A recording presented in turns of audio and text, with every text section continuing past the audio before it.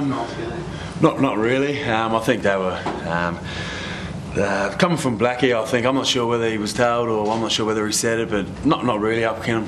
I don't really take much notice outside of football and read the papers. Got a few cheeky text messages during the week, but that was pretty much it. And it certainly didn't spur us on or spur me on personally. I think what spurred me on was just getting a win. I thought we were a good chance to win this week. If we executed everything and got off to a good start, I thought we were a really good chance to win. And obviously we got off to a good start and hit in pretty well. I mean, Brisbane pride themselves on their contested possessions and their tackles, and I think we did pretty well on the contested possessions tonight. So that was very pleasing.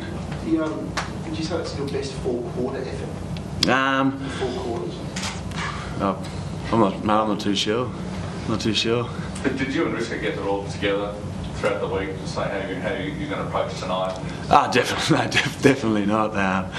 Definitely not. We never got together, I don't think. Did you expect more from the Brisbane Lions though at the start? I mean, more niggle, more. Yeah, they gave me a little bit of niggle at the start, but that's footy. I get niggled most weeks, and it was just probably heightened this week a little bit.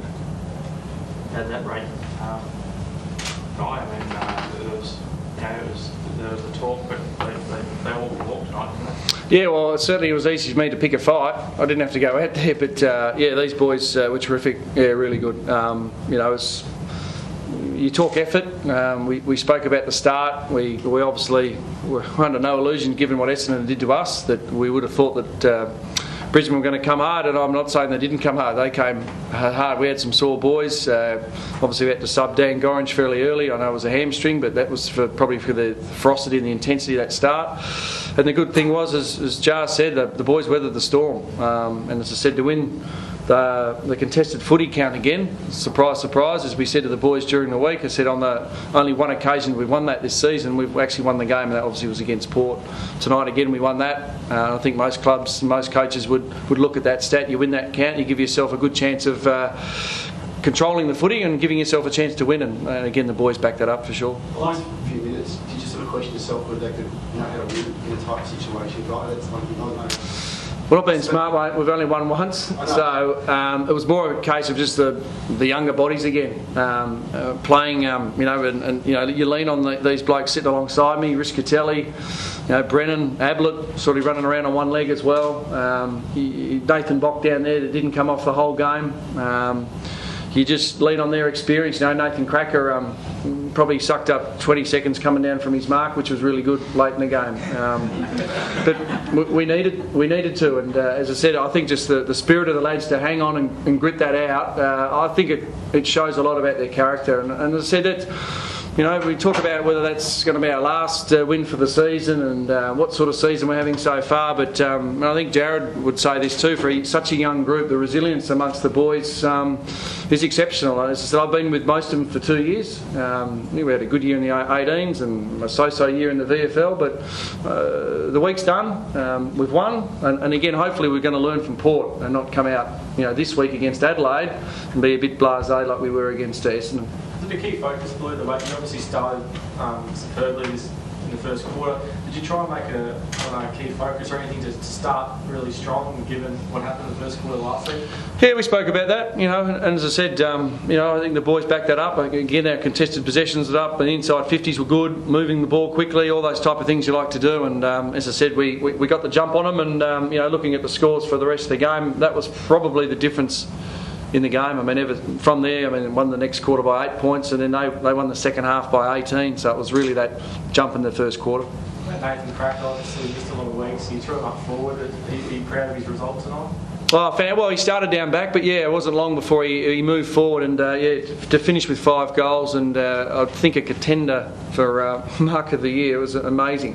And then that's showed a bit about his character. I don't think it was an easy pill to take to start playing AFL footy for a young side, being one of their more experienced players, to go back then and have 2 or 3 weeks out, 1 week without playing football, then 2 at the VFL level, and his performances in that level have been fantastic, and he warranted his spot back in, and as I said, it's just great credit to him and his work rate. Do you think you keep him up forward after a performance like that?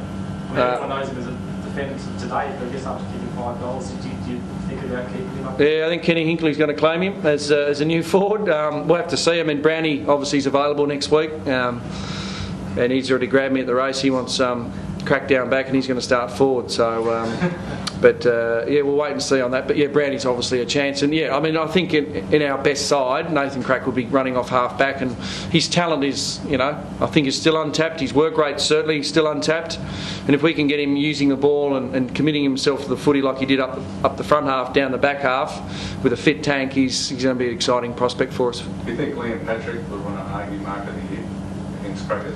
You reckon Crackers was better than Liam? Yeah, well, I wasn't sitting on the coach's box tonight, but I reckon he just about landed in there, Nathan Cracker. So he was up fairly high.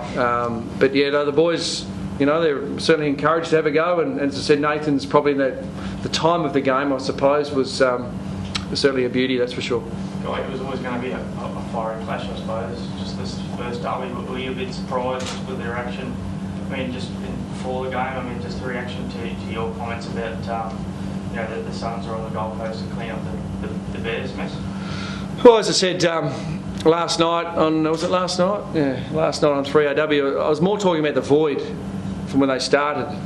Full-time help here on the Bears, 87, same time as West Coast, and it moved. And we're here on the Gold Coast up until 1993, and then they moved up to the Gabba. So the void from there to 2011, that's what I was referring to. But I think the spirit of these derbies. As I said, I think you've got to take your hat off to the Bears fellas, Vossi himself, our fellas. I mean, it was ferocious, but I certainly think it was hard and fair, and I think that's the way Michael played his game, and I think that's obviously how his players played. So, I wasn't expecting anything more than that, a hard, fair, firm contest, and it's easy for me to say that because I don't have to get out there and play it, but I'm sure if you speak to most of our boys, they're fairly sorry, that's for sure. Were you surprised you seemed to, certainly for the first half, your guys had it over them? They seem to be looking around a bit more at younger players too.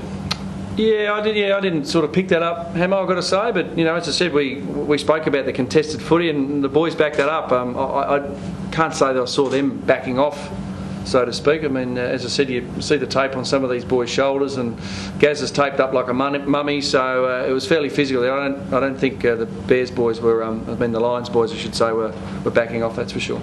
Is Gary in doubt then for next week? No, he should be fine. Yeah, he'll be good. He came off winded. There was no rib damage or abdominal damage. It was more he's got a couple of corkies and he just got winded, but he's fine. Jared, it's a new club, first season. You won 2 of your first 6 games. What does it do from the players' point of view? It obviously gives you belief and confidence. But how does that win like that? I think it gives us good belief in what we're trying to achieve and the structures we're trying to do. If you're getting flogged and you're following them structures, it's a bit harder, but if you get a win, then you start to get a belief in the structures and the way we go about our footy and how we want to approach it. So I think that's the main thing what a win rewards, is being able to, obviously, what Bluey puts in place and what the assistant coaches put into place, it just reaffirms. What was the mood like? I can imagine ecstatic. What was the mood like over the dressing shed? That was great. So it probably wasn't as over the top as the Port Adelaide game, but it was definitely a great win. So we meet Lions again later on in the year, but to come away with the victory and the way we won as well was just fantastic from the boys.